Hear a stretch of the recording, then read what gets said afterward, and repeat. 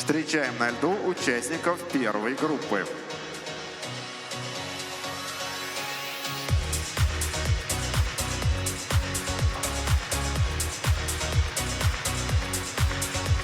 Виктория Двинина, Виктор Потапов, Пермский край. Амелия Шейхметова, Мартин Бреславский, Москва. Юлия Филимонова, Илья Пыльнев, Краснодарский край.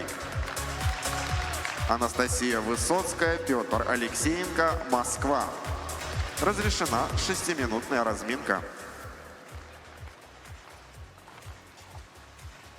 Прекрасный субботний день в Саранске. Первенство России среди юниоров вошло в свою завершающую стадию. Сегодня разыгрываются призы за 2026 год в танцах произвольных. И это соревнования уже закончены. И в парном катании. Эти соревнования еще впереди. Парное катание для вас комментируют, как всегда, Василий Соловьев и Максим Троньков. Приветствую тебя. В каком ты настрое сегодня? Что ты ждешь от этих прекрасных молодых людей?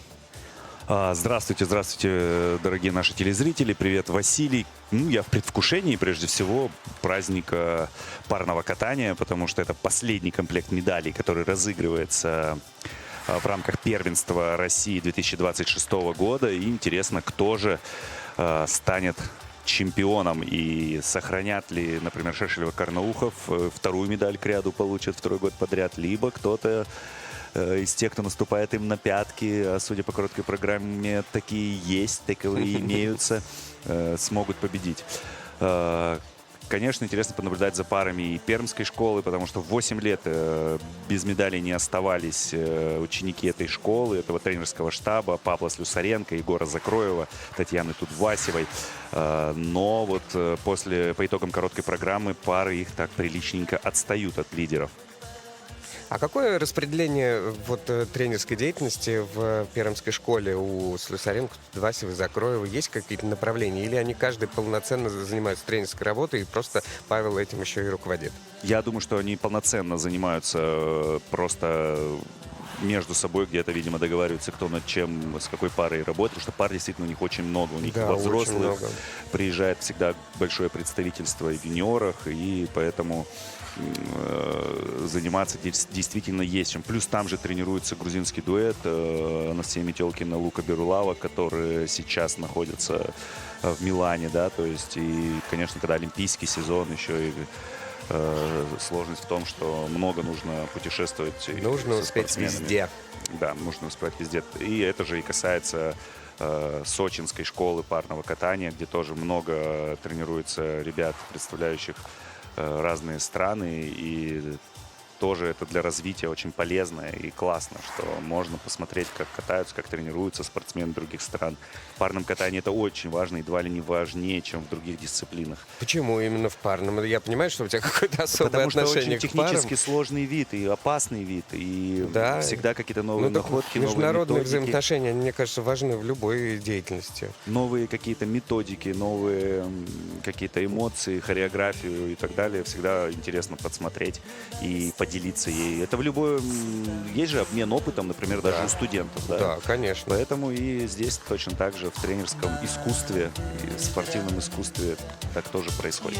Я вообще считаю, что вот этот вот сложный период для нашей страны 90-х годов, тем не менее, был невероятно полезен для спорта в целом, причем и для нашего спорта, и для их спорта. То есть мы приехали туда, очень многому научились, многому зацепились, начали работать вместе. Даже тот же Павел Слюсаренко, после того, как он закончил кататься под руководством Валентина Тюкова, он тоже отправился за границу работать тренером, потом вернулся. Я не уверен, что он работал за границей тренером. Он катался в ледовых шоу очень много. Ну, тем не менее, это был за границей. Там тут посмотрел, там посмотрел. Все это важно. Все-таки ледовые шоу и тренерская деятельность — это не одно и то же. Разные вещи. Но здорово, что у Паши как-то сразу получилось, что начал он сначала работать вместе с супругами Тюковыми, моими тренерами любимыми первыми, которые меня в пару в свое время поставили. Потом впоследствии уже самостоятельно, очень успешно стал работать и едва ли не самая заметная такая персона из молодых, из нового поколения в парном катании. Это, конечно, Павел Слюсаренко, город Пермь, мой родной. Я горжусь тем, что у нас такие традиции в парном катании. Напомню, что 2 олимпийских чемпиона из Перми есть в парном катании. Это Татьяна Татьмянина, которой большой привет передаем, и Максим Троньков, ваш покорный слуга. Поэтому действительно парного катания школа пермская, она процветает. Не то чтобы существует, а процветает. И уже не 1 год.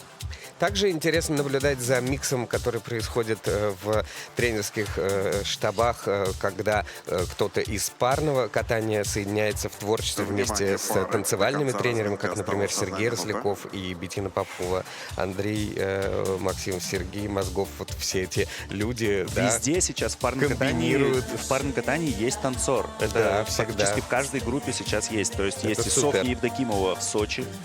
У Федора Климова Софья Евдокимова, участница чемпионата Европы, наша прекрасная с Егором Базиным, в свое время здорово катавшаяся из Тольятти, дуэт очень яркий, заметный был. Точно так же, помимо Беттины Поповой, Георгий Максим Пахилюк. Болотин в тренерском штабе Да, Болотин. в тренерском штабе Филиппа Тарасова, да, в Тим Тутберидзе. Макс Болотин классно работает, тоже в свое время прекрасный танцор и катался с такими партнершами, что в представлении не нуждаются. Например, с Оксаной Домниной, бронзовым призером Олимпийских игр. Да. Поэтому тоже известный и техническим специалистом является в танцах на льду, международным. Поэтому в каждой группе Разминка закончена. кто-то Просьба из покинуть танцев лед. работает. Первая разминка окончена. Первая группа участников состоит из 5 прекрасных пар, которые, тем не менее, пока что находятся на нижних ступенях турнира.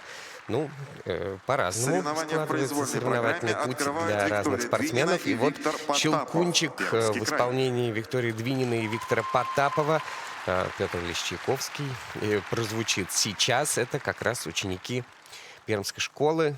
Павел Слюсаренко здесь отсутствует, но вся остальная команда: Егор Закроев, Татьяна Тудвасева, Сергей Плишкин. Сергей Плишкин, конечно представляющий же, танцы на льду тоже. Да, тоже танцы на льду. Итак, последнее, 12 место и первый стартовый номер.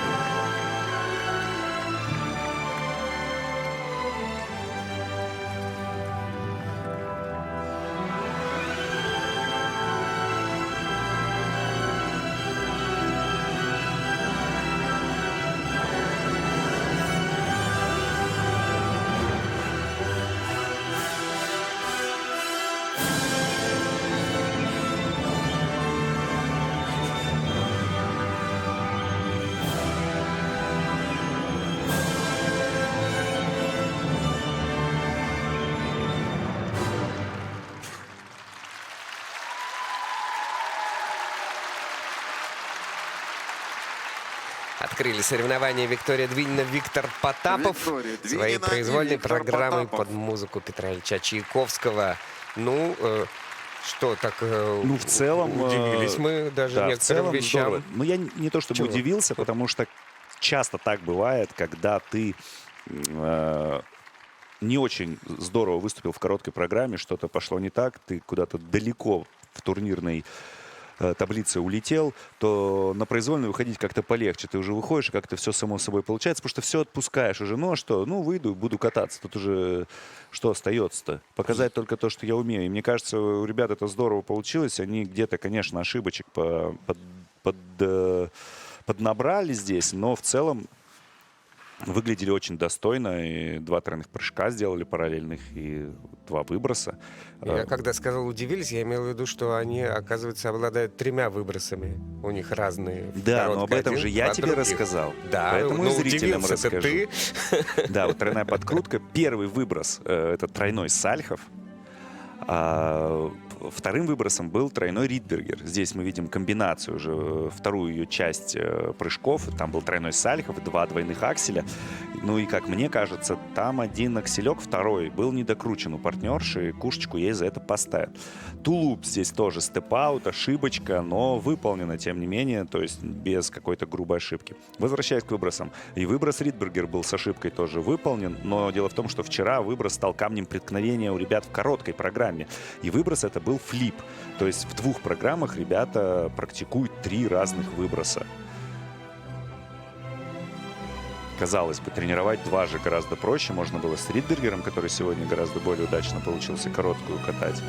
Но ребята не хотели идти на понижение сложности, потому что каждый балл в короткой программе важен, а выброс флип или луц самые дорогие. Нет у нас выброса. Разницы между луцем и флипом, называют все флип. Флуц.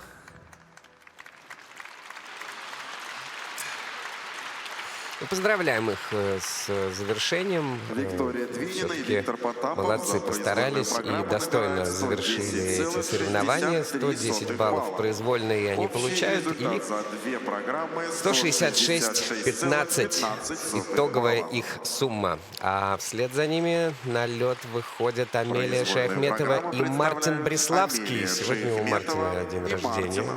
Ему исполняется 20 лет. И Совсем взрослый уже. да. И заявлено у них в протоколе не только четверная подкрутка, но и четверной выброс. То есть и они единственная пара, кто на 2 четверных элемента здесь собираются решиться. Катаются они под музыку из «Цирка де Солей».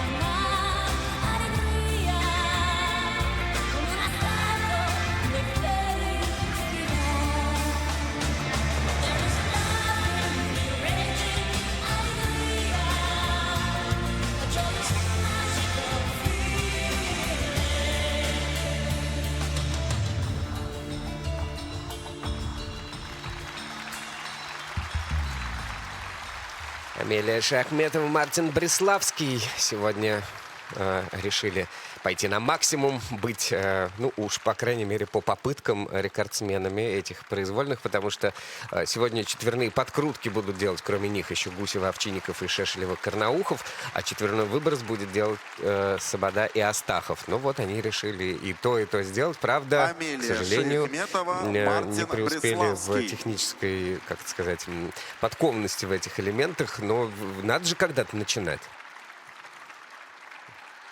Да, начинать надо, но как будто бы у Сергея Рослякова есть такой свой стиль у их тренера, очень такое акробатическое катание, много находок, много каких-то интересных элементов, но когда это в совокупности с хорошо сделанными элементами фигурного катания, тогда это выглядит действительно здорово, как было, например, у пары Павлюченко-Ходыкин, у чемпионов мира среди юниоров, призеров чемпионата Европы.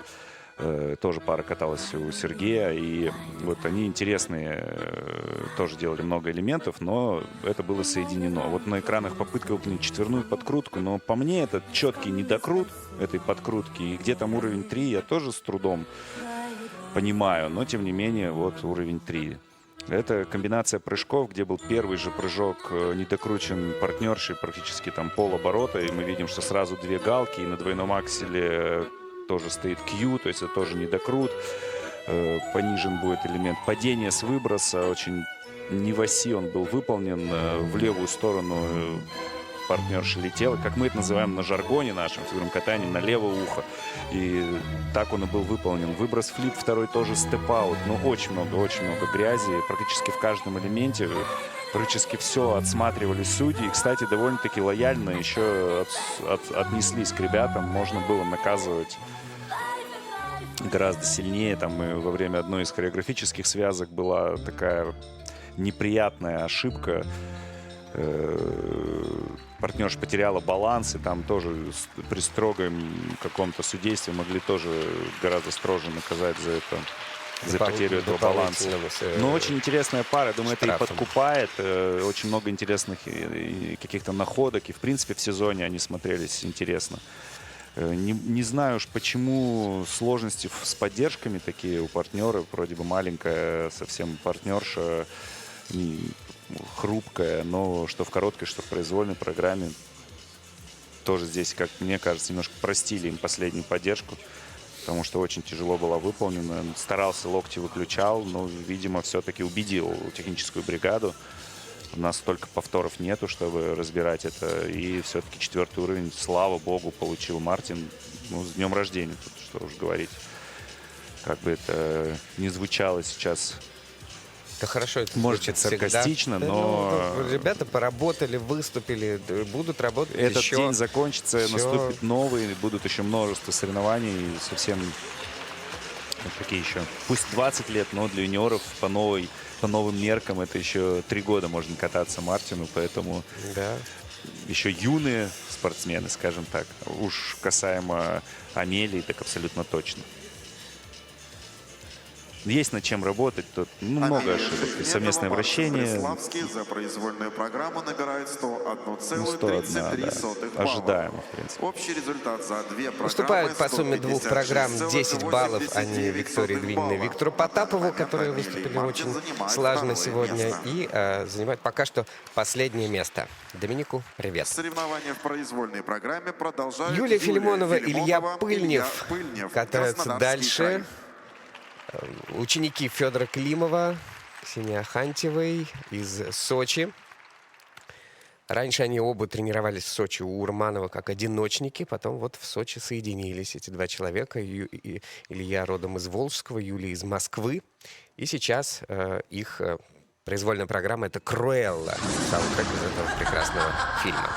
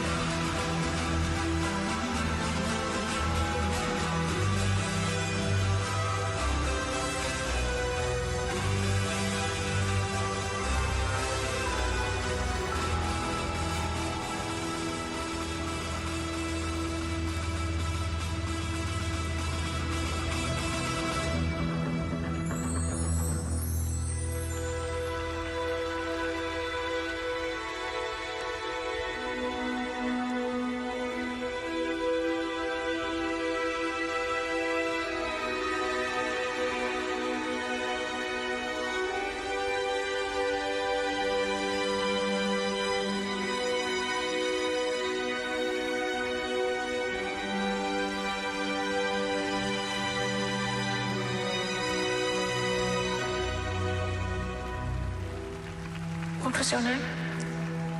Cruella.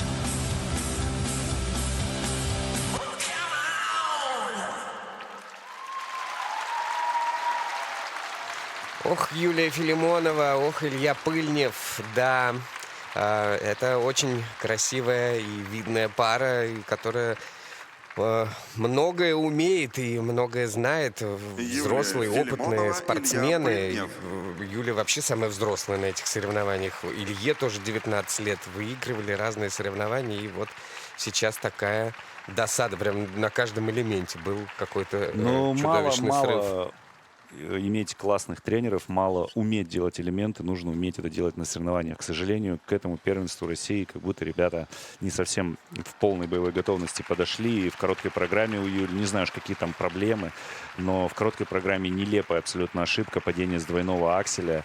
Здесь тоже партнер, да, допускает ошибку на тройном тулупе, смотрит на партнершу, партнерша смотрит на партнера и прыгает двойной аксель, Да. теряя каскад. Потому что, ну, понятно, что потом и Ридбергер не получился. Может быть, и правильно, что сделал уже. Но это уже как следствие. Но вообще в парах и сейчас такая тенденция, что если ты на первом прыжке ошибаешься, то нужно успокоиться и уже ко второму прыжку каскад добавлять, потому что это баллы такие необходимые. Илья, конечно, тоже сегодня не блеснул своими прыжковыми данными. Прыгает он классно, но сегодня оба прыжка плохо были сделаны. Хорошая подкрутка, не самого высокого уровня, третьего, потому что выше только четвертый. Вот, посмотрите, посмотрели друг на друга, и прыгнула аксель, да, а он пропускает, то есть готовясь к Ридбергеру. Параллельно Ридбергер чуть-чуть не докручивает Илья и падает, за штаны цепляется, ну, прям такой немножко из брейкденса получилось падение. Поддержки классно, уверенно делал, с хорошими проходами, покрытием льда. Ну и оба выброса и две одинаковые ошибки. Ну, то есть, если на Ридбергере уже у тебя плечо летит, ну, проконтролируй это на Сальхове. Ну и тут тоже та же ошибка, тоже отпускает левое плечо Юли. 2 выброса, 2 степ-аута. В остальном, в силовых элементах никаких вопросов нет. Интересная хореопоследовательность. Видно, что Соня Евдокимова креативит в этой команде.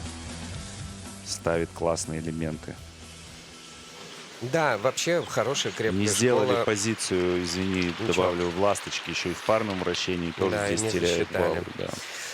Хорошая работа ведется Юлия в Филимонова, Сочи, Илья Пыльнев за в группе произвольную Федора программу Климова. Там у него набирает очень много 99,27 различных пар. Вот ты вот говорил, сейчас на балла. Олимпийских играх сколько у него? Общий 4 результат пары, а за до две этого он еще и программы выиграл призы на 4 151,35 континентах и на Европе. То есть, ну, прям балла. масштабная На данный такая момент работа. Юлия и И, Илья что занимают называется, только третье успевай место. подхватывать этот рабочий дух Да, и и двигаться здорово в вперед. этом сезоне дебютанты у него Выступление катались. первой группы Данил завершают Галимов Анастасия Высоцкая с Вероникой и Меренковой. Петр Да. Алексеенко. В общем, Москва. желаем успеха и ребятам, и этой замечательной школе. Сегодня, к сожалению, не их день. Они сильно проиграли, заняли последнее место. А на льду Анастасия Высоцкая и Петр Алексеенко, спортсмены из группы Сергея Рослякова, катаются под музыку Кармен Жоржа Безе.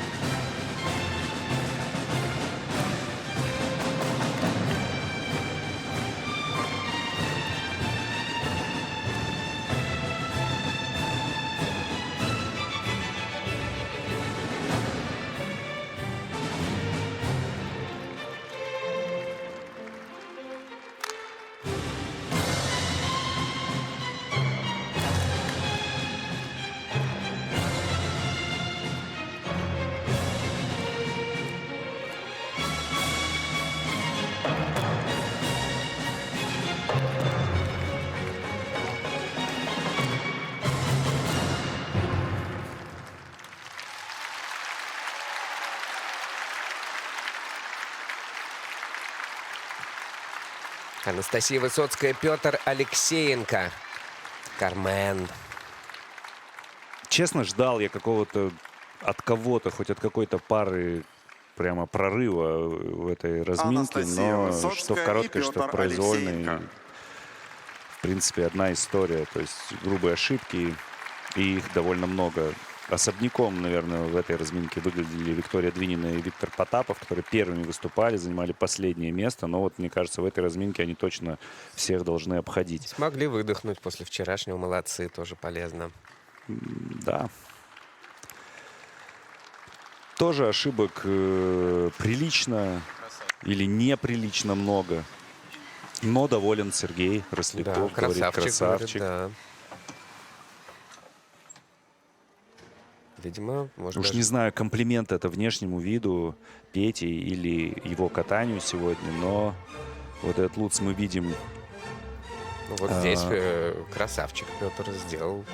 Луц недокручен немножко был, падение, потом подкрутка второй уровень тоже не то чтобы супер классный результат. Вот тройной тулуп здорово, но двойной аксель, ну, тут совсем почти на ход вперед приземляется Анастасия. Видишь, Петр А опять третий аксель красавчик. делает здорово. Странно, что у очень многих спортсменов именно второй аксель сложность вызывает, а с третьим ребята справляются. Выбросы молодец, здорово. Настя тащила, несмотря на неудачи на прыжковых элементах, не отпускала себя на выбросах и боролась до конца. Это большой плюс для парницы, именно для партнерши. Такие качества это дорогого стоит, надо партнеру нужно ценить, что с ним такая боевая подруга. Немножко непонятно мне отношение к поддержкам этой пары, что в короткой, что в произвольной программе. Поддержка пятой группы практически обесценена. То есть, что вчера, что сегодня, первый уровень, ну, не знаю, как будто бы можно поработать в юниорах, не так сложно набрать уровень Мама, выше, папа, чем привет. первый. Мама, с прошедшим днем рождения тебе. Не будет жизни. Красавец. Еще раз красавец. Слушай, ну, ведется работа. Да, получилось не все. Все Нет, старались. я ни в коем случае не критикую, я просто, как и ребята, Констатируешь, вместе с ними понимаю. в том же настроении пребываю, немножко расстроен, потому что я очень люблю парное катание, в принципе, спортсменов-парников ценю, потому что их не так много. И, конечно, хочу, чтобы уровень парного катания всегда рос в нашей стране, и не только, вообще за ее пределами, и чтобы спортсмены развивались. Супер, как будто бы влитой встает, казалось бы. Вообще не дрессировали. Но... Вот, видите, вообще не дрессировали, говорит, что комбинацию, но после неудачи на луце ребята, в отличие от предыдущей пары, сделали коррекцию и в флипу добавили эти два акселя. Значит, голова работает, а это очень важно для спортсменов во время выступления. Да, они проигрывают и по произвольной программе, и в общей сложности Виктории Двининой и Виктору Потапову. Все, как ты и предвосхищал. А на льду вторая группа участников. Зоя Ковязина, Артемий Мохов, Москва. Кира Доможирова, Илья Вегера, Пермский край. Арина Барсегова, Матвей Богданов, Москва. София Диана Казинс, Александр Бригей, Санкт-Петербург. Разрешена разминка.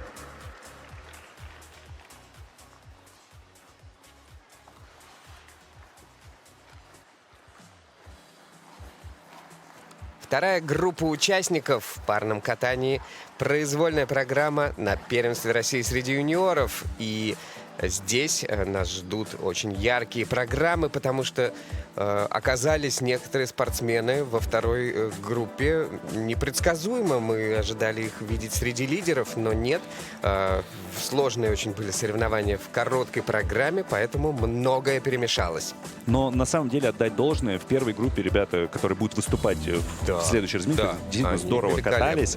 То есть не то, что им дали дорогу вперед. Нет, все было в борьбе. Да, Да, но в этой разминке на самом деле все пары тоже очень хорошего уровня, высокого уровня. Все призеры этапов серии Гран-при России Призеры собраны. прошлого Разница первенства. просто в том, что уж очень большие у них потери в короткой программе по баллам. То есть они сильно отстают, им сложно будет бороться вот с лидирующей этой тройкой, не скажу с четверкой, потому что с четвертым местом усаженный Белкина все-таки там 63 балла, если я не ошибаюсь, что-то около того. А здесь у ребят там 60 и 59, 60 и так далее. То есть это, в принципе, отыгрываемо при хорошем катании.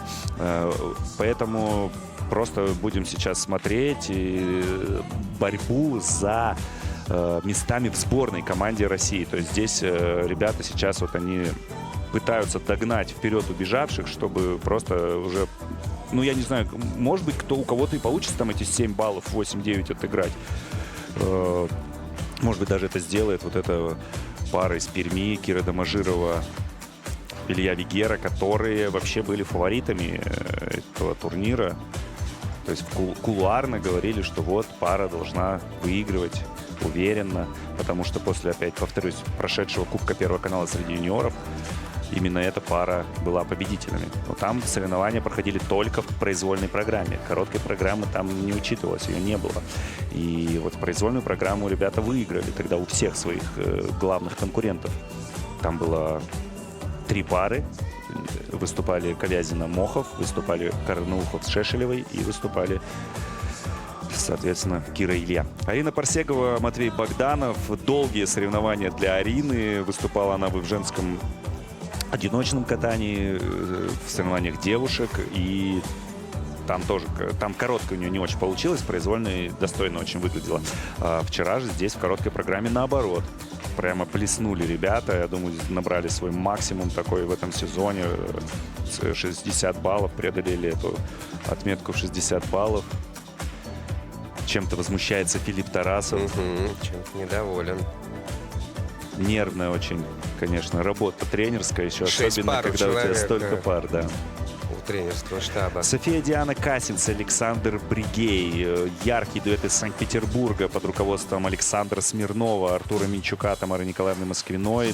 В основном с этой парой на соревнованиях присутствует Саша Смирнов. Именно он с ними больше и работает.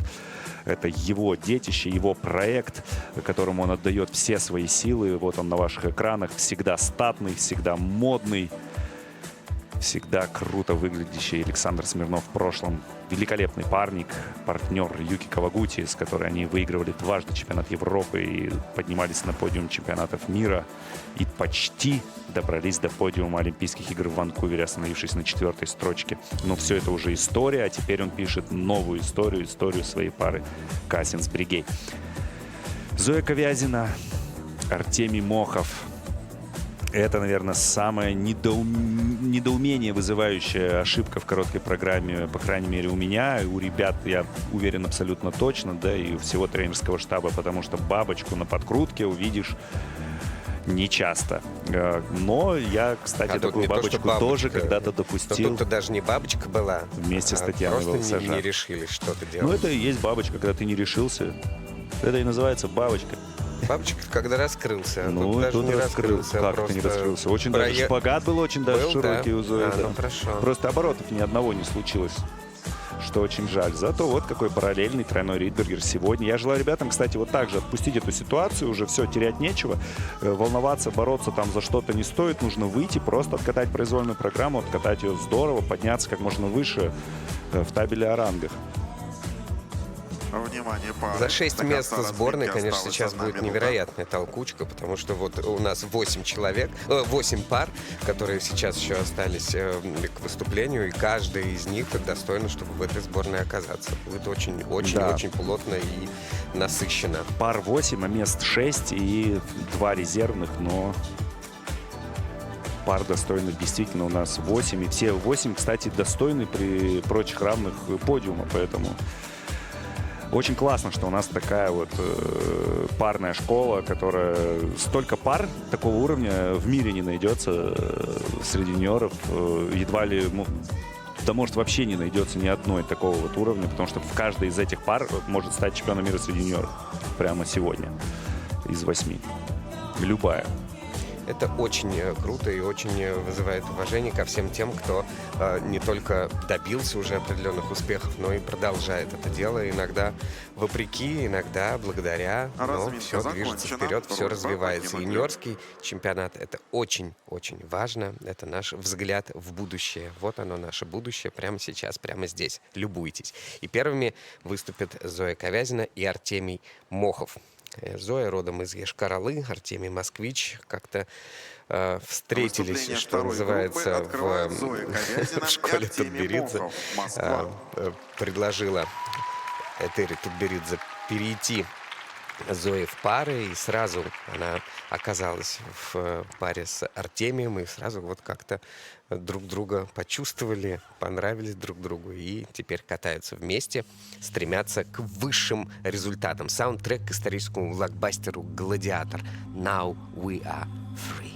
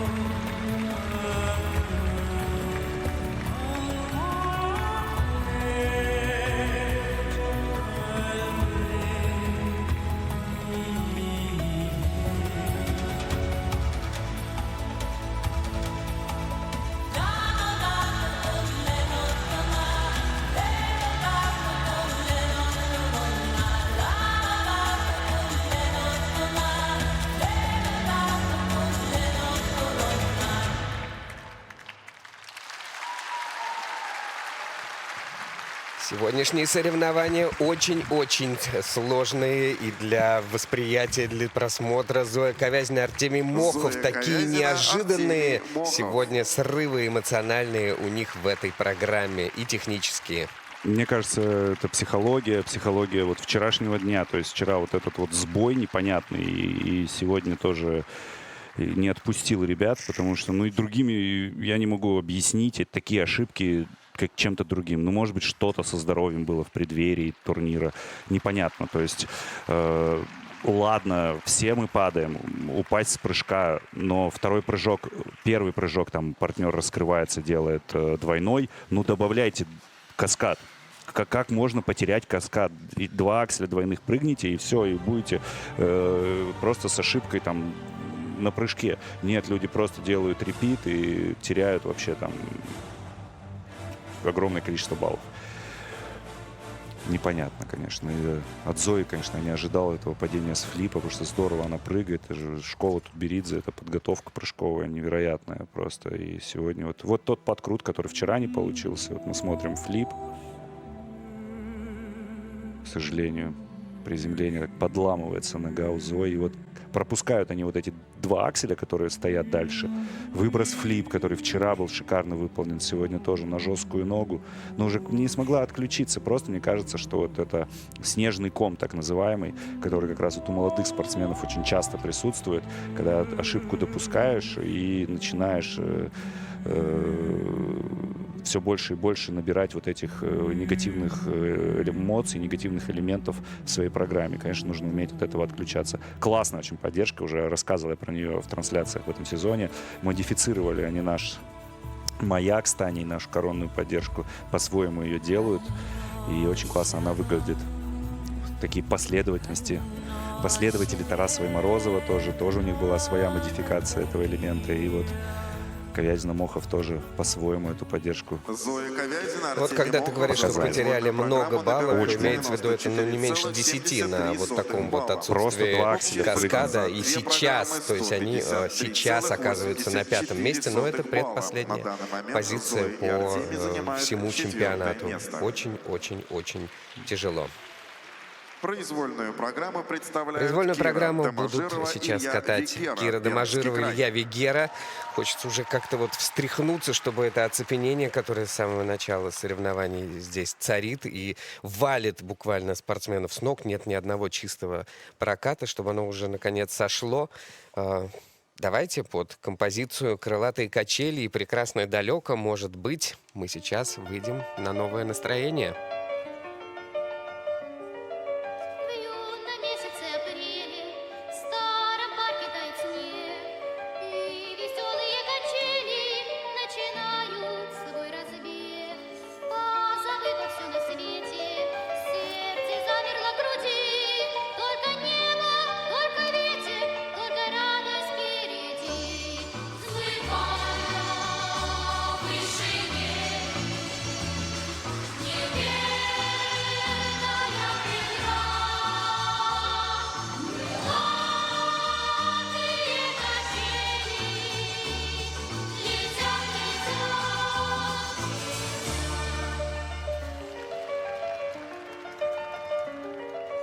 детство кончится когда-то, ведь оно не навсегда.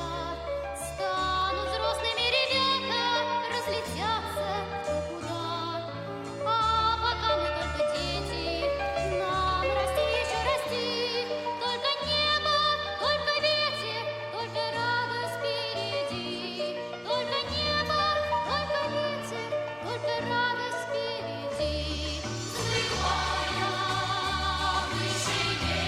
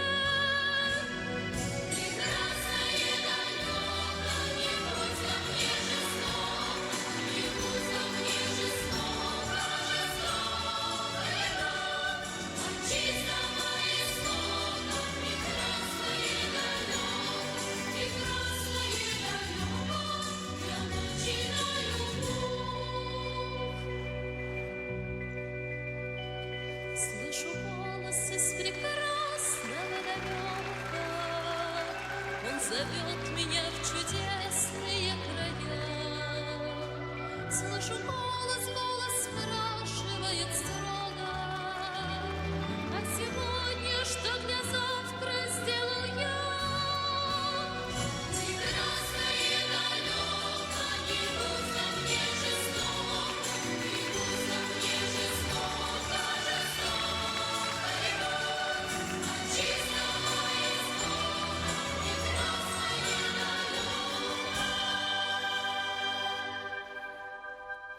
Прекрасное далеко,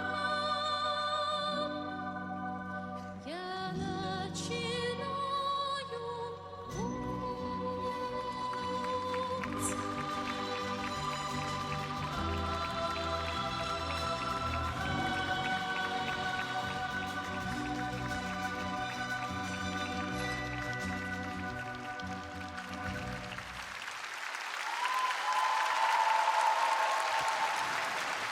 Уж не знаю, что там происходит с нашими парниками. Может, я их перехвалил во время разминок, говоря, что каждый достоин чемпиона мира сеньора стать. Потому что и эта пара тоже теряет очень много на тех же самых элементах, те же самые ошибки. Кира Домажирова, Причем я не могу Илья сказать, что Вегера. очень жесткое судейство сегодня, потому что очень много прощают ребятам. То есть на международных соревнованиях вот эта ошибка после прыжка первого у Киры там могла быть расценена и как падение. То есть там такая потеря баланса, что можно и дедакшн получить, но как бы все в пределах, скажем так, допустимых лояльного судейства сегодня у всех пар есть. То есть судьи готовы ставить, просто делайте, ребят. Но ребята выходят, к сожалению, не делают.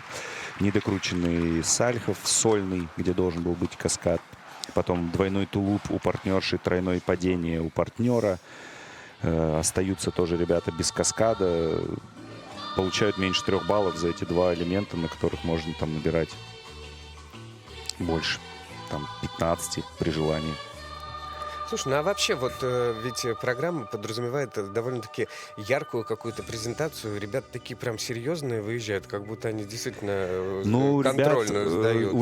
Эти две Тем пары... более вкатанная программа. Эти две пары, Ковязина-Мохов и Домажирова-Вегера, они под таким прессом немножко тоже находились. Потому что, ну да, действительно, там лидеры, одни призеры прошлогоднего первенства, другие в этом году, и все прям пророчили им легкую прогулку здесь. Но, тем не менее, отдать должное, опять же, пермской школе и ребятам. Все остальные элементы, если не брать вот эти координационные, да, они все были сделаны очень хорошо. То есть поддержки 4-го уровня, там Тодо с 4-го уровня назад наружу причем. Только вот совместное вращение последнее 3-го, все остальное. И они на этом сейчас наберут очень приличную сумму и будут лидерами, потому что, несмотря на сорванные прыжки, они все остальные элементы хорошего качества, гладко, чисто выполненные, понятно, и они на них наберут. Выброс, как мне показалось, второй рукой немножко коснулась там Кира, но все-таки он отплюсован. И... Ну, вот я уже объяснял во время прыжкового турнира, почему меня за это немножко захейтили, но повторяться не буду. Так бывает. В чести Виктории Двининой и Виктора Потапова надо сказать, что они по произвольной по-прежнему первые. Им Кира и Илья проигрывают. Но по сумме 2 программ, конечно, выходят вперед. И Домажирова и Вегера сейчас лидируют с результатом 167 баллов. А на льду Арина Парсегова и Матвей Богданов.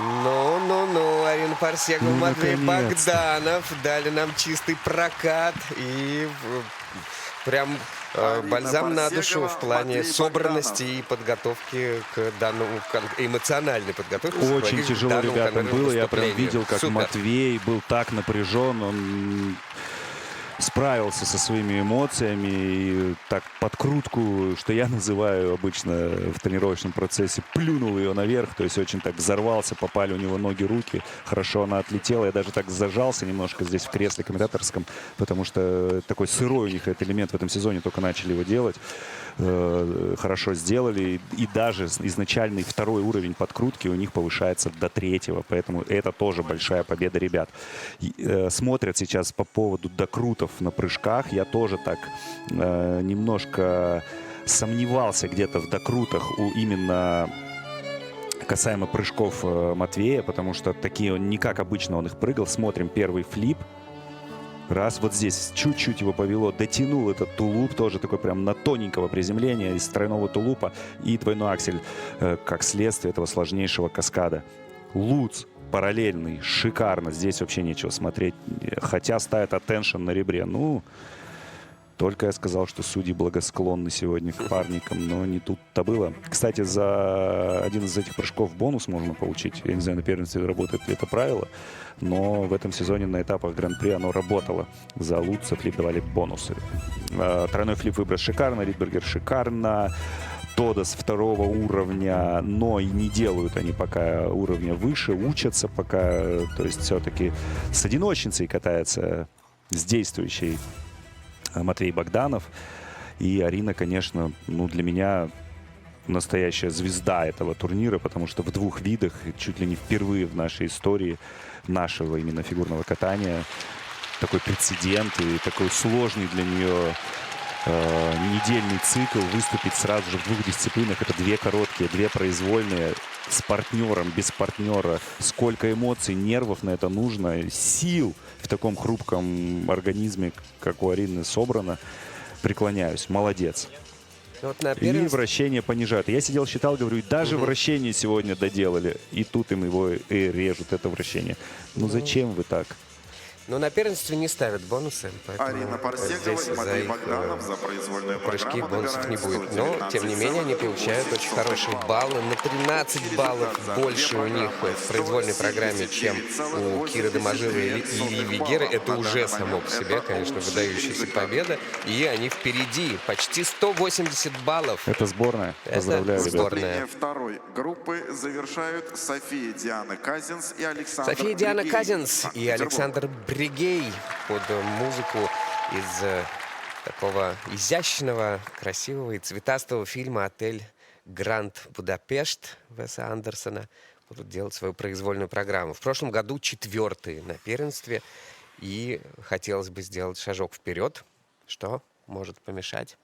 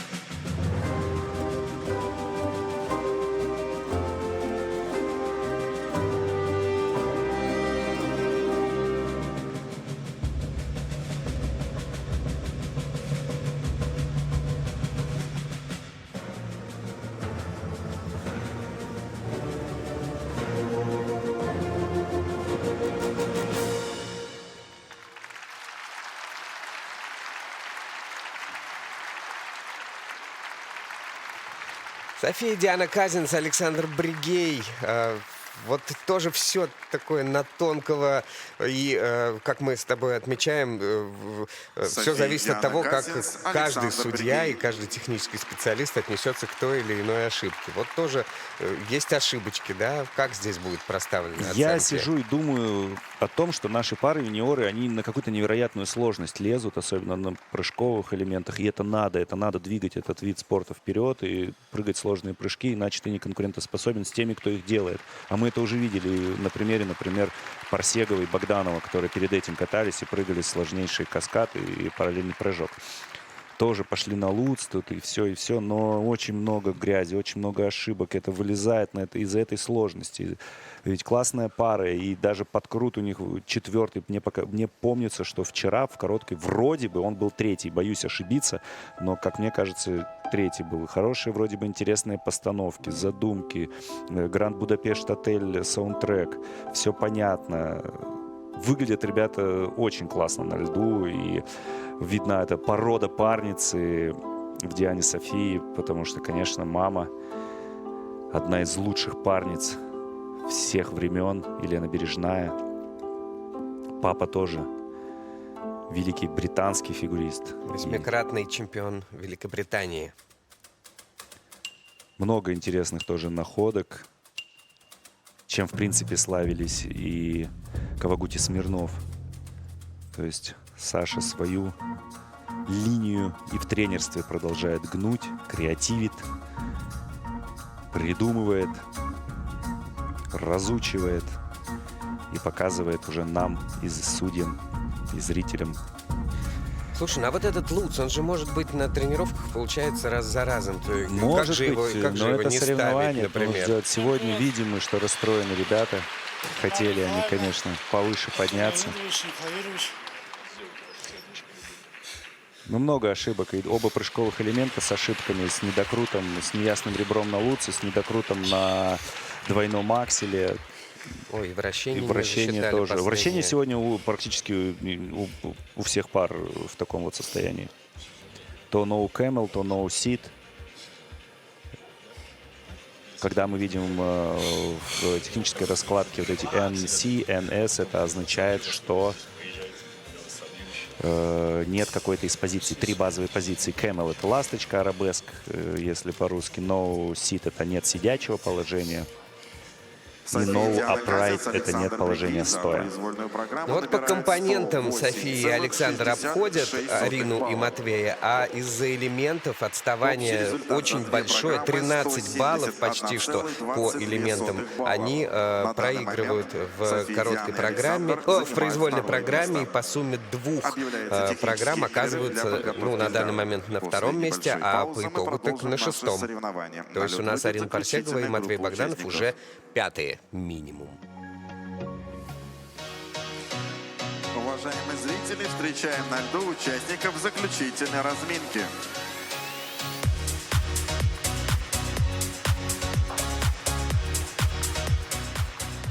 Полина Сажина, Алексей Белкин, Москва. Таисия Гусева, Даниил Овчинников, Москва. Ольга Сабада, Павел Астахов, Москва. Полина Шешелева, Егор Карнаухов, Москва. Разрешена 6-минутная разминка.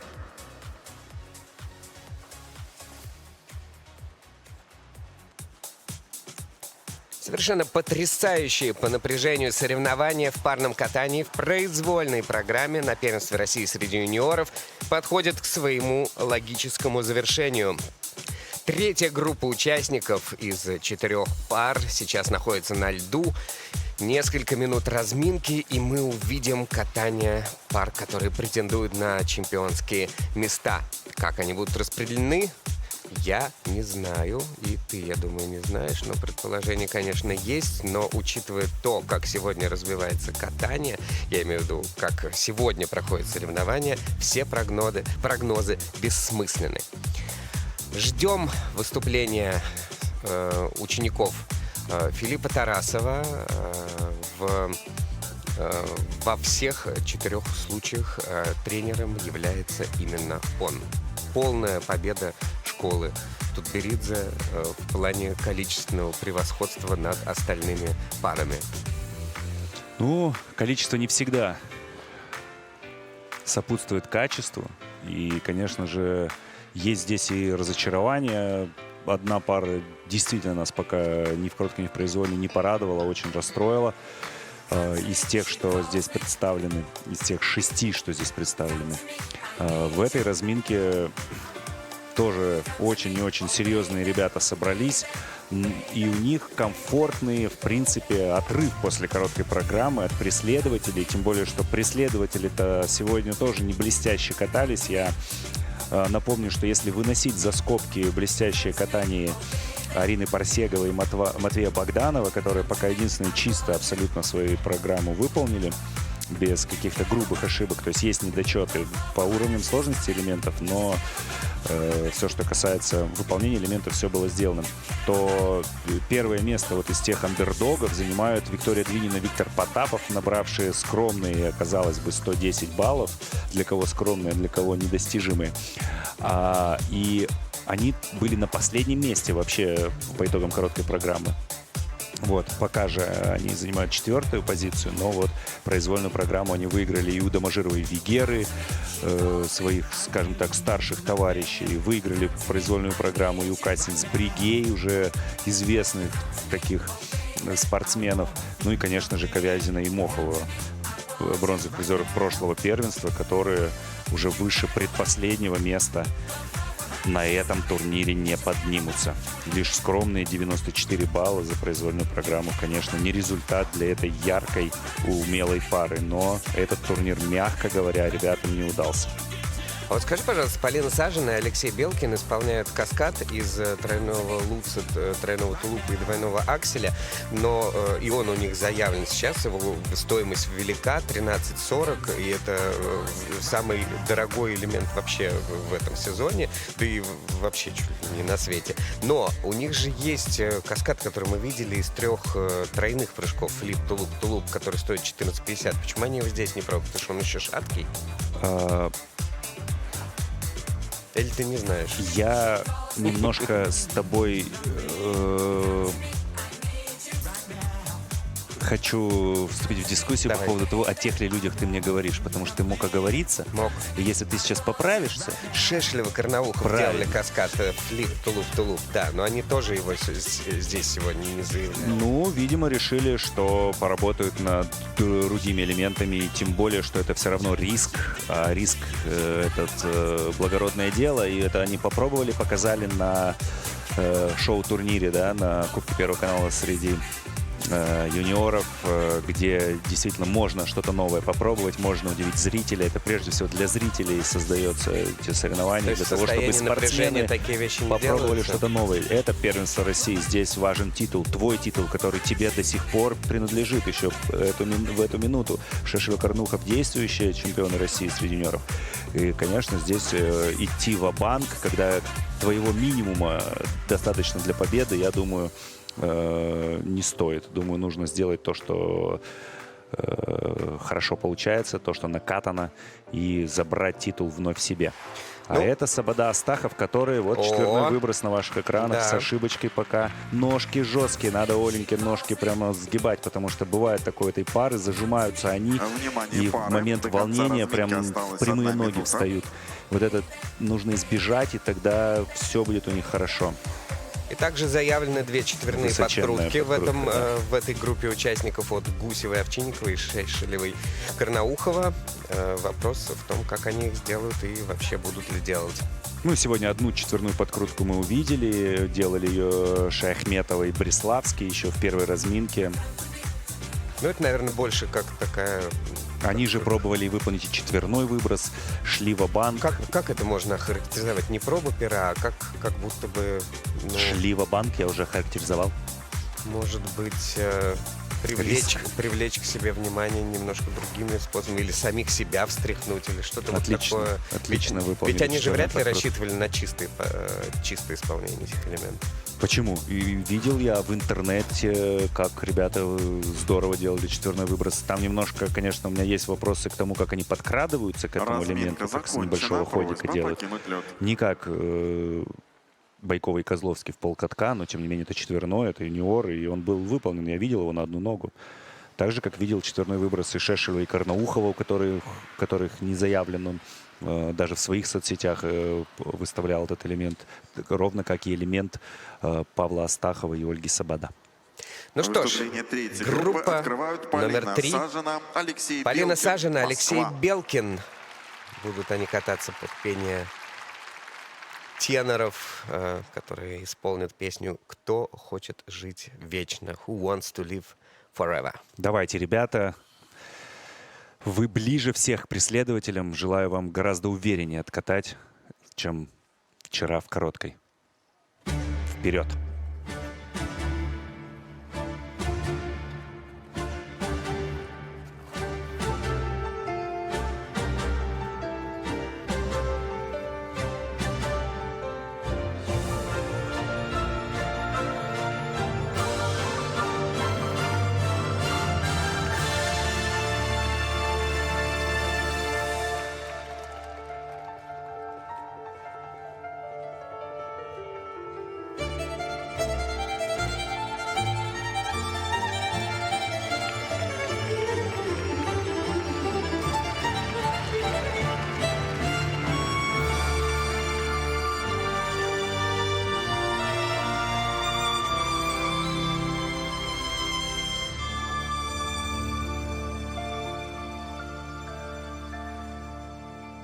There's no chance for us. It's all decided for us. This world has only one sweet moment set aside for us. Wants to live forever. Who dares to love forever? Who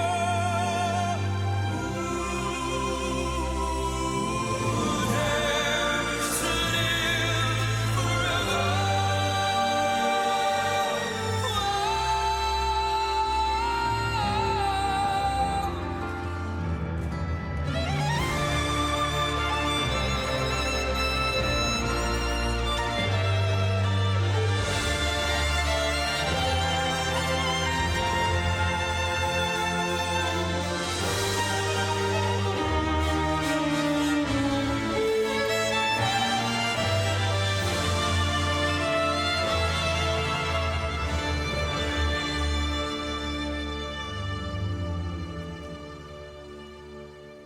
But touch my teeth with your lips, and we can have forever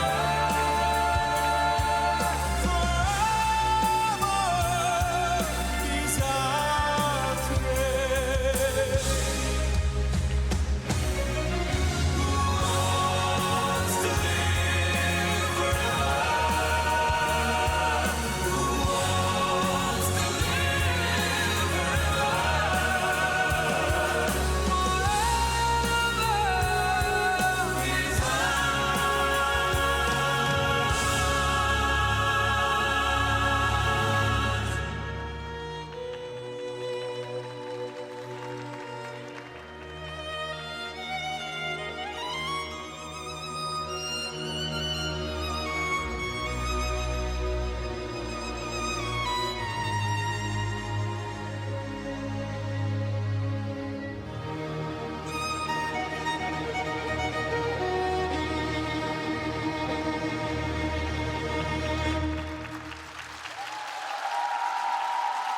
Очень красиво, и это прекрасное выступление в исполнении Полины и Алексея, практически рекордное. Полина Браво, Сажина, Алексей браво, Белкин. ребята. Такое послевкусие прямо от себя оставили.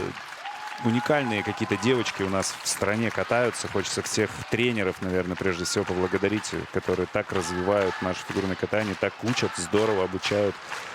наших спортсменок, что они вот из одиночного катания приходят и за неполные полгода, ну, не поверишь же, что в августе девочка начала парным катанием заниматься. Не поверишь, абсолютно.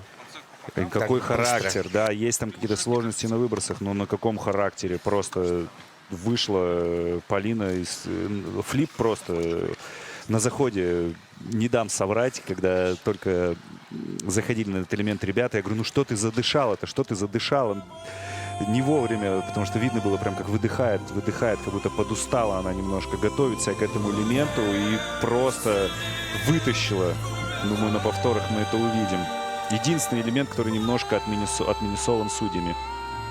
Подкрутка 3-го уровня, хотя изначально 4-го стояла. Наверное, не взяли шаги, немножко не в ритме были сделаны.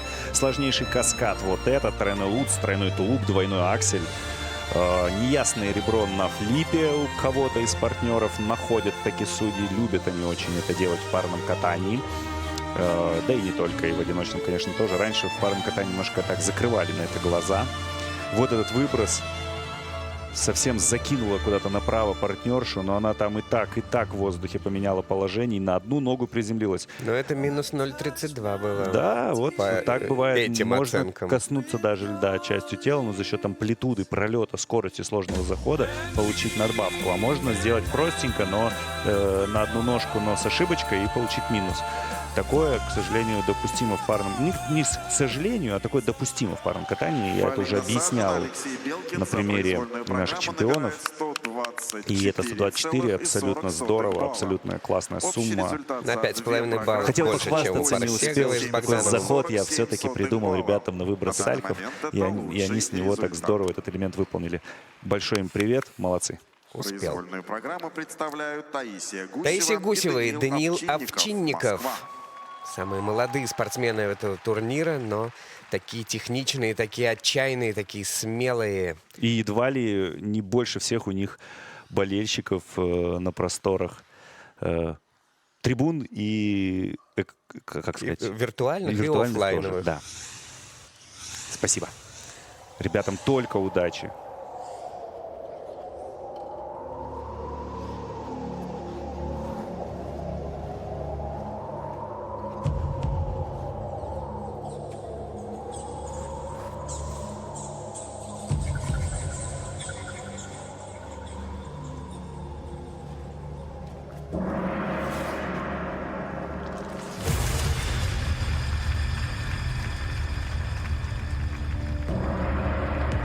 Шикарный четверной подкрут.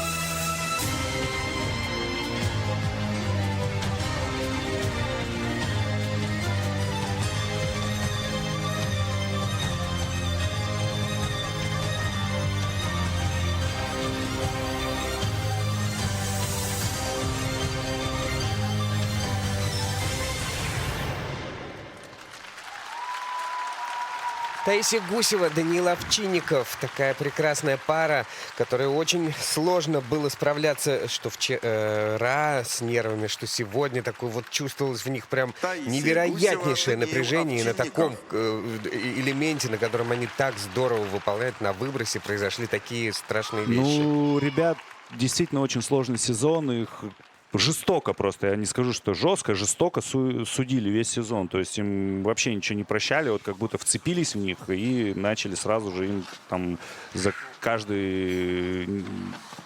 где можно придраться и нельзя придирались. Поэтому, конечно, когда ты контролируешь каждый элемент в программе, где ни на что глаза не закрываются, конечно, им сложновато это было. Но они дебютанты, они первый раз выступают на первенстве. Начали здорово. Посмотрите, на какой высоте. Четверная подкрутка. 3-й уровень. Здесь параллельный луц. Ну, немножко далековато друг от друга. Немножко не параллельно, но тем не менее сложнейший каскад. Здесь вот вместе уже аксель подравнялись. То есть это тройной луц, тройной тулуп, двойной аксель. И ребята в этом сезоне прыгали каскад с 2 акселями. Здесь поборолся на прыжке, на тройном флипе Даня. Тоже находит там ребро пресловутое.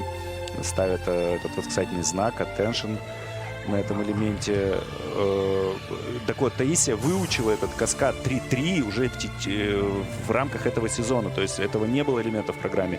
Я видел, как в тренировке бьется она с этого элемента, но что вот я хочу быть конкурентоспособной, я хочу бороться с лучшими. Выучила этот элемент. Ну и что произошло на выбросах, и мне, честно говоря, непонятно. Что я только не увидел на этом первенстве России у пар. Просто шок за шоком. Сначала на подкрутке бабочка в короткой, теперь бабочка на выбросе. Такого, ну, в рамках одного турнира, я не знаю, невозможно, мне кажется, увидеть. Ну, пока что ты не видел сорванных тодосов, и я надеюсь, не увидишь на сегодняшний день. Так, Помалкивай, Вася, понял. Молчу. хорошо, что ты сам озвучиваешь мои мысли. Они абсолютно сходятся. Читаю в твоих глазах. Да, и, конечно, ребята сейчас Таисия Гусева, расстроены, Даниил у них Овчинников был за отрыв. произвольную программу набирают Хватит ли им этого отрыва? 119,6 В произвольной программе они проигрывают 2 соты Общий Парсеговой и результат за две Богданову. программы 186,61. Это 3-е место. А по сумме 2 программ На данный момент балл Таисия они Гусева проигрывают занимает 2-е место.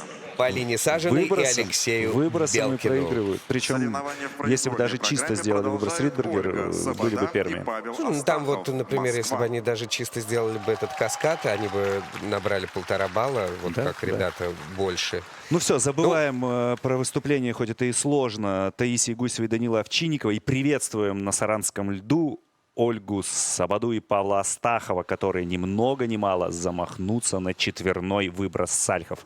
Умолкаю, смотрю и болею за ребят.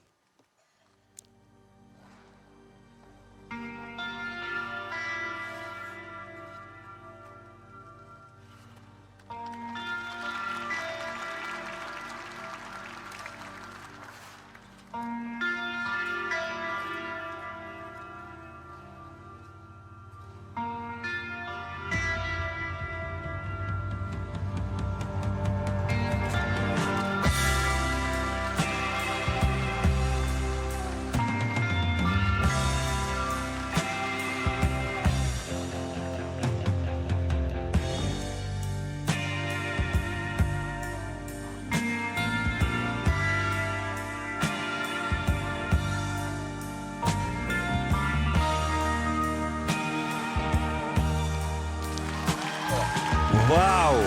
Четверной выброс сальхов в юниорах. Вот так она повторяет в этом же сезоне успех Байкова и Козловского. На официальных соревнованиях взрослые на чемпионате России сделали, юниоры на своем чемпионате России тоже. Ура!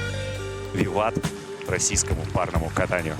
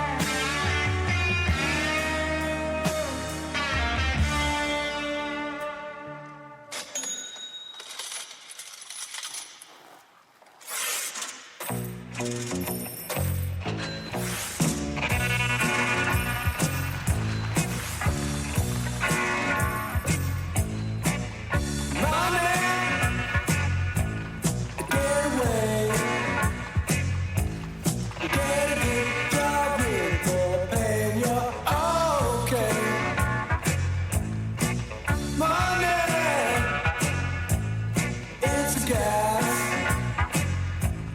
Grab that cash with both hands and make a stash. A new car can't be our first stop. Daydream, think about New York football team.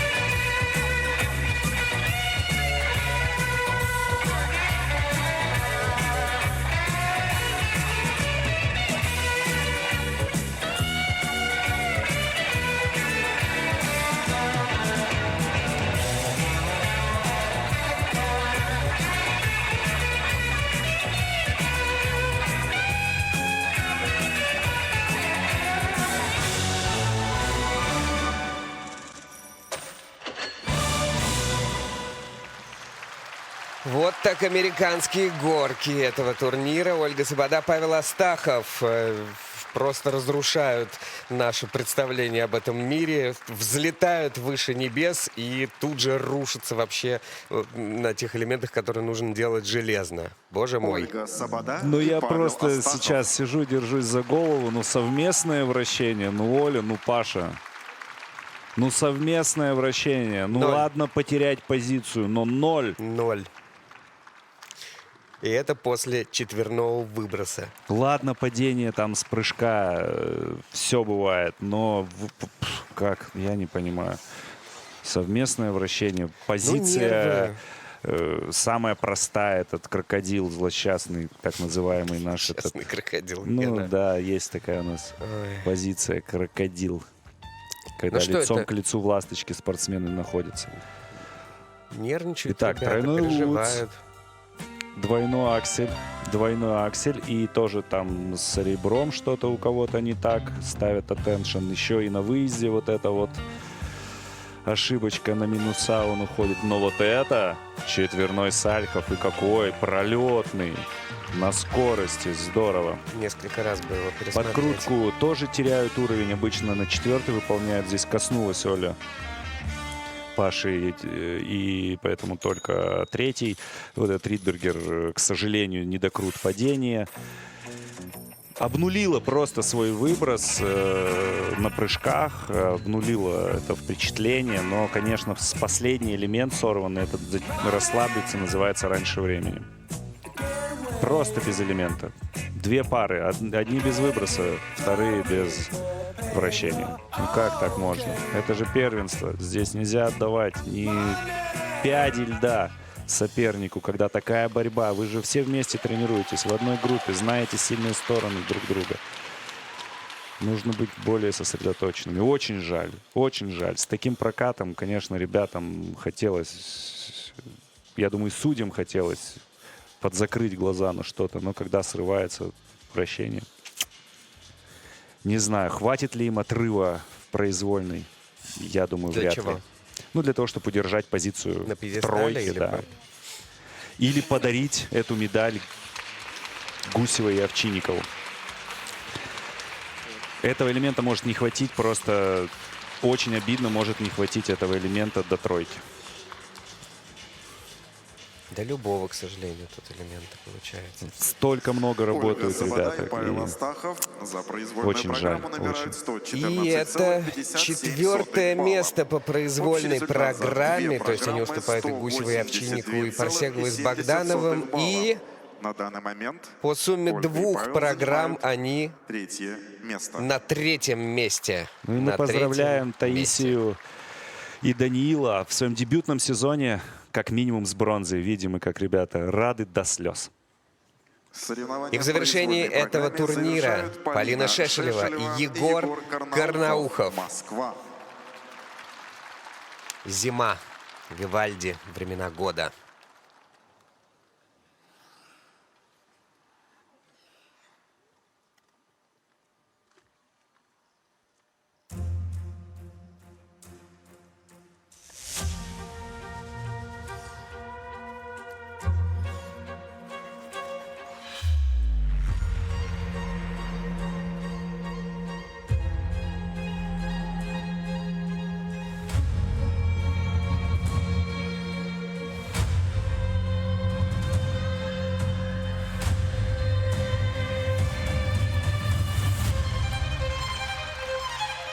Четверная подкрутка. Еще одна за сегодня и тоже шикарно выполненная.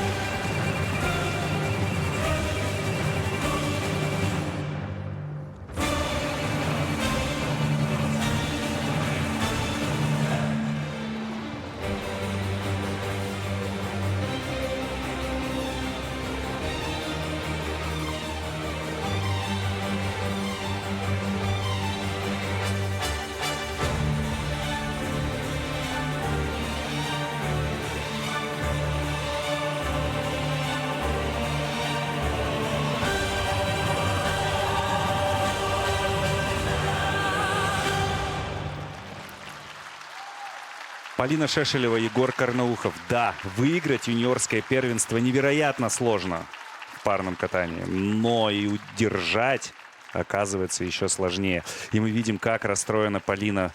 А я увидел, как Полина срывает прыжки, потому что такого я не видел никогда в своей жизни. И еще и так получилось, что каскад ребят сорвали, потому что уже Егор был заряжен, он не видел, он не поворачивался вперед, там, потому что не аксель стоит, а тулуп, который спиной прыгается. Он не видел, что Полина допустила ошибку, сделал 3-3, и только потом увидел, что аксель уже можно не добавлять. Потому что Полина практически завалила этот стартовый тройной флип, тройной лутс тоже. И на обоих прыжках ставят ребятам... Attention на ребре.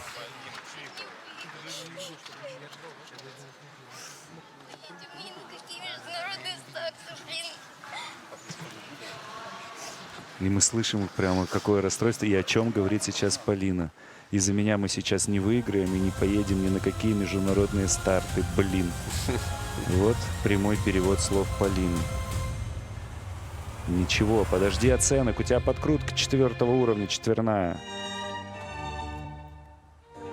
Ну и вообще 90% этой программы сделано великолепно. Ну да, был. Но срыв еще не на забываем, прыжках. что в короткой был отрыв от Сажиной и Белкина. Здесь тоже поборолся, кстати, на лутце Егор. Да, тоже Полина этот как красиво неотплюсованный выехала. элемент.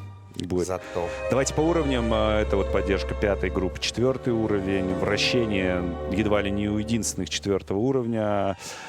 Поддержка группы 4 тоже 4-го уровня. Тодос вперед наружу, дорогой, 6 баллов. Больше 6 баллов получают за него ребята. База 5-10. Получают 6.32 вот за этот элемент. Это Тодос вперед наружу. Сегодня единственное они его выполняли. Они тоже на нем хорошую сумму наберут.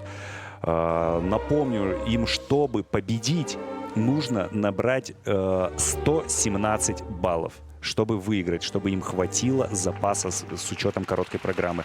116 нужно для второго, 113, ну это они наберут. Я думаю, что вот сейчас все решится. И напомню, Сажина Белкин 124 балла набрали, но отрыв был порядка... Сейчас я вам скажу. В короткой программе отрыв у ребят был где-то баллов 6. Поэтому, да. 59-54 было у Шешеля и Карнаухова. Полина Шешелева, Егор И у Белкина Карнаухов за произвольную программу Смотри, набирает так, 120,45 69, балла. простите. Это второе место по Общий произвольной результат программе. В общем, 120 они выиграли. И они на 2,5 балла опережают своих ближайших преследователей Полину Сажину и Алексея Белкина и становятся двукратными победителями юниорского первенства. Класс. Но какая борьба была, какая борьба была. С ума не Я поздравляю с малым золотом Полину Сажину и Алексея Белкина, которые катались во второй разминке вообще-то. Это малое золото выиграли произвольную. А Парсегова и Богданов, бронзовые призеры, Сюрприз получается, в произволке. И тоже из второй разминки. Да, так и есть. И поздравляю со сборной. Командой 5 пар, основной состав сборной составляют пары тренерского штаба Этери Георгиевны Тутберидзе, тренерского штаба Филиппа Тарасова, Дмитрия Забнина, Потрясающее Максима достижение. Болотина. Всех я их поздравляю. Крутая работа, крутой сезон. Крутые наши парники. Сегодня мы увидели и четверные подкрутки, и четверной выброс, сложнейшие каскады из тройных прыжков и прыжков 2,5 оборота. Да, увидели много срывов, много падений, но за это мы и любим фигурное катание, парное катание, и за это я его с удовольствием комментирую. Очень хочу встать с этой пороховой бочки в невероятных эмоциях, поехать домой к семье и рассказать Татьяне Волосожар, что ей нужно пересмотреть турнир юниоров. Потому что пока она там тренируется для ледникового периода, который, кстати, сегодня можно смотреть на Первом канале, здесь происходят такие невероятные соревнования. Я поздравляю эту пару с дебютом на первенствах России, с бронзовой медалью в невероятной борьбе с Сабадой и Астаховым, которые ни много ни мало четверной выброс сегодня нам показали. Все-таки удержались в тройке. Молодцы. Молодцы Таисия, молодец Даниил. Ну что ж, долго не будем, наверное, болтать. Досматривайте наш репортаж, а мы с вами прощаемся. Это были долгие дни первенства России. Василий, тебе слово. Я выключаю микрофон и прощаюсь со всеми любителями фигурного катания. Максим Троньков оставил слово. И это слово «До свидания». Спасибо большое. Это был потрясающий турнир. И мы счастливы, что вы были с нами на Первом канале. Максим, тебе отдельный респект.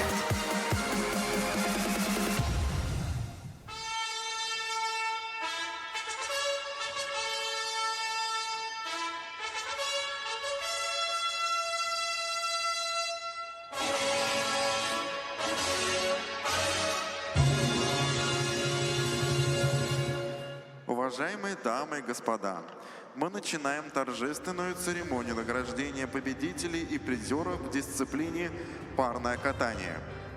Первое место и звание победителей первенства России среди юниоров 2026 года завоевали Полина Шешелева и Егор Карнаухов, Москва.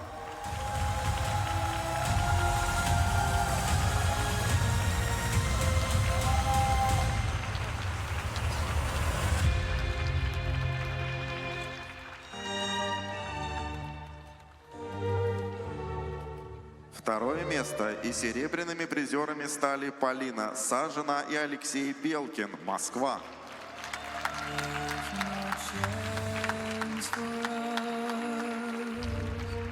It's all decided for us.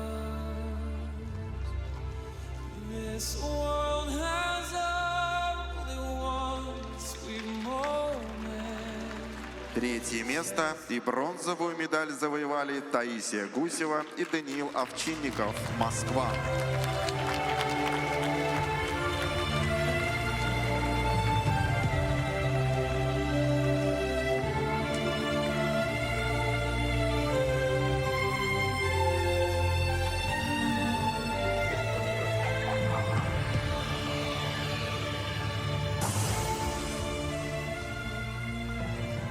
Медали победителям и призерам вручает министр спорта Республики Мордовия Никита Ларьков.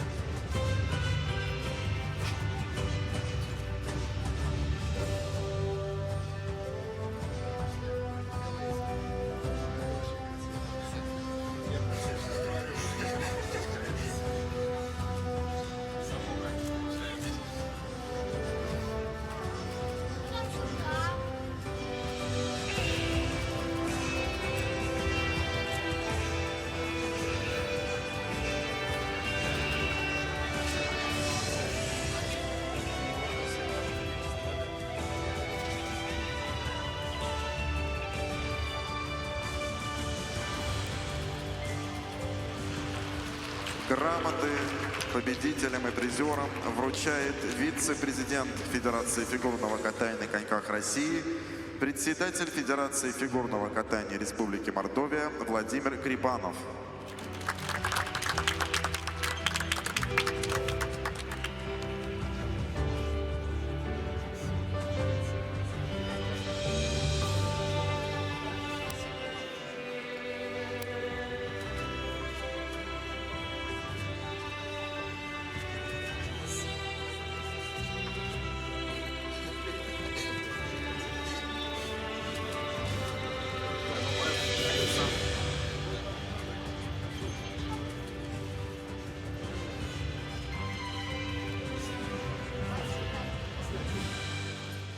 Цветы победителям и призерам вручает рефери вида Владимир Захаров.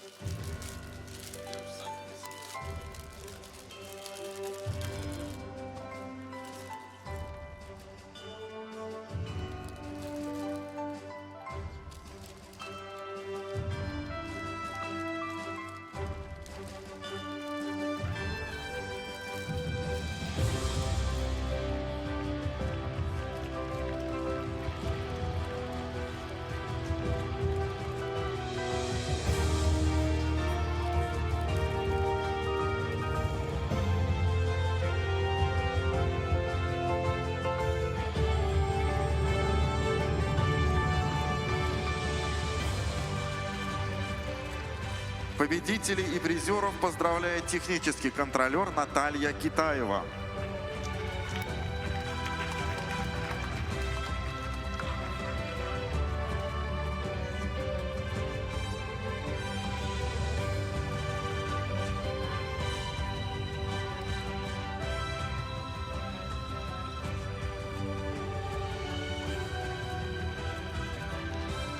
За подготовку победителей первенства России среди юниоров 2026 года награждается тренер Филипп Тарасов.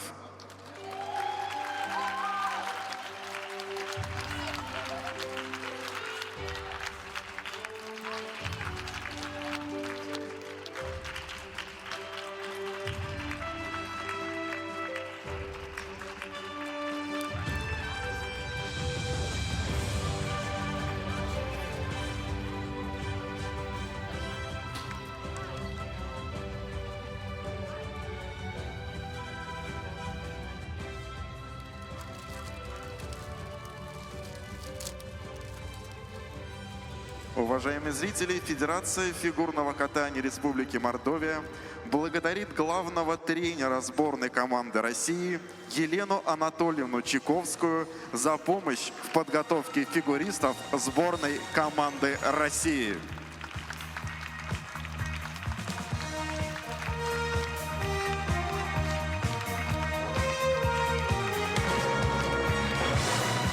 Пожелаем всем спортсменам, тренерам здоровья и новых спортивных побед. И большое спасибо за ваше внимание.